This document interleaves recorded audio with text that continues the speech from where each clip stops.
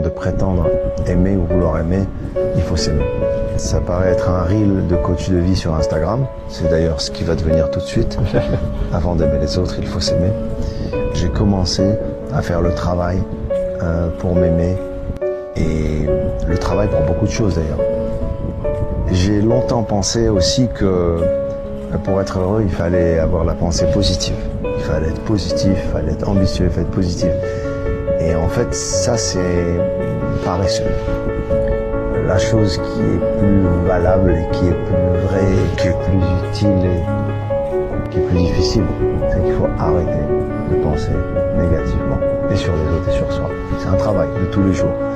Mais ça réduit tellement de toxicité dans ta vie, ça réduit tellement de perte d'énergie inutile, ça réduit tellement de perte de temps, ça réduit tellement de souffrance. C'est juste une pratique, c'est trop difficile à faire. Mais tu sais, quand t'as une crampe, tu t'étires. Quand t'as une pensée négative, essaie de la... Ça y est, arrête. Non, c'est pas pour moi.